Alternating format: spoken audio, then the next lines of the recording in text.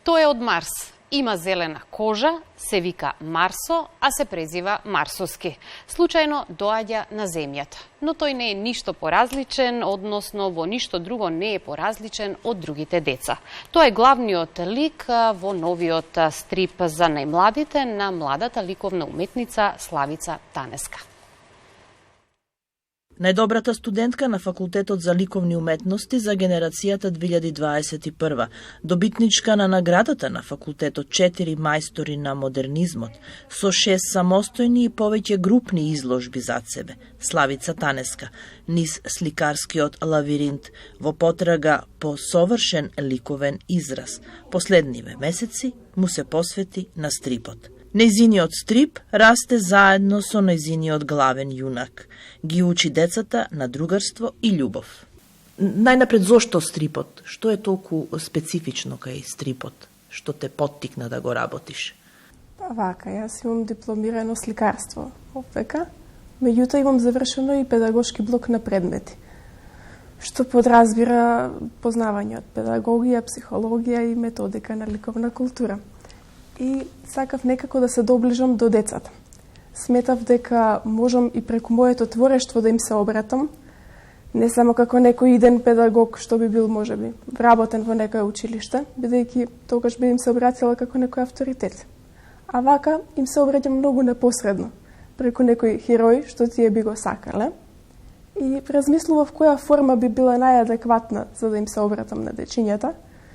Може би била таа некоја сликовница или нешто друго, меѓутоа на крај одлучив дека овој формат е најдобриот, бидејќи е краток, едноставен, се работи за по неколку сцени во кои што има многу малку текст и дечиња кои не знаат да читаат или сега се учат да читаат би можеле некако да се снајдат.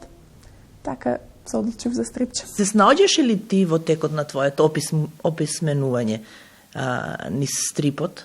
Дали го сакаше воопшто стрипот или ова е прво за влюбување? Па, да речеме дека е прво влюбување.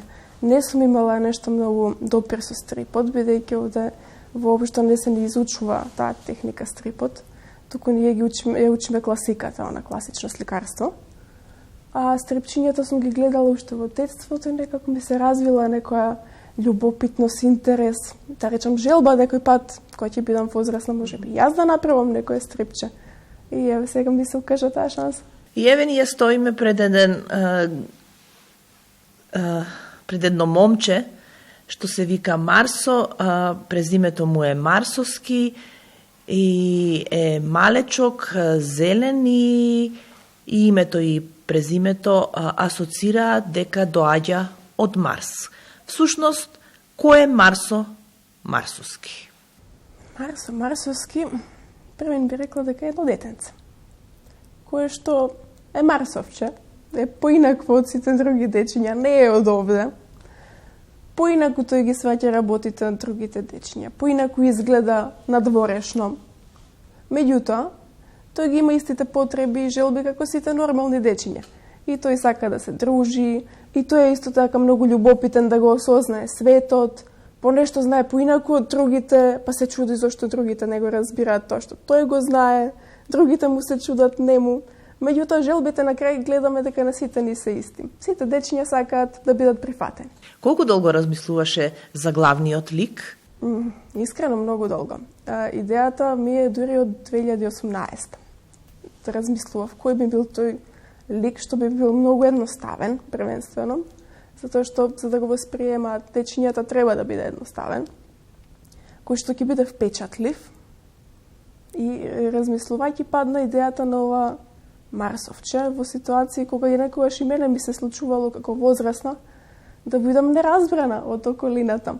И си мислам што е тоа што не можат да го разберат луѓето. Па поинаквоста. Па како би се опишала таа поинаквост, кој ќе ти речат како од друга планета да си. Па екам тоа сигурно е некој радознало Марсовче. И така се создадува ликче всушност, кој што е малце стереотипно прикажано, баш е онака класично Марсовче. Меѓутоа е многу едноставно и блиско на дечињата. Што се раскажува во првите епизоди од неколкуте стрипа? Како почнува приказната? Како доаѓа Марсо на земјата, всушност овој марсовец како доаѓа на земјата или е всушност цело време на земјата? Да, точно кажавте, тој доаѓа на земјата, не бил тука. И доаѓа поради една мала незгода што му се случува, му се расипува трепкачот на летачката чинија. Сета идеја потекна од една моја ситуација кога барав некои сликарски материјали во Охрид. И не можев да ги најдам, нормално. И тогаш добив некој коментар од едни мои пријатели, па тоа ти е како да бараш трепкач за вселенска чинија. Што си нашла ти да бараш? Викам, трепкач за вселенска чинија. А како би го нашол овој јунак? Така да тој доаѓа, мисли дека сите знаат што е тоа, меѓутоа никој не знае што е тоа трепкач за вселенска чинија. И така му започнуваат авантурите овде и запознавањето со нашиот живот, кој е поразличен. Еве, Марсо, и стриповите за Марсо Марсовски не отстапуваат од она што ти како сликарка најмногу го сакаш, тоа е акварелот и секоја чест што токму низ оваа ликовна форма се изразуваш, ликовна форма која што и не е толку лесна за практикување. Да. Повеќе пати имам кажувано за акварелот дека е најтешката техника за творење. Меѓутоа, мене ми е и омилена техника. И така се одлучив и стрепчињата дека е добро да бидат во акварел направени. Првенствено и самите бои се лесни и транспарентни и одговараат на оној концепт за лесен цртеж, разбирлив, едноставен, приемчив. Така да тоа беше прво зашто одлучив да бидат акварелчиња. Боја нема значи премногу нешто, тоа е све едноставни решенија, меѓутоа ефектни, блиски за дечиња.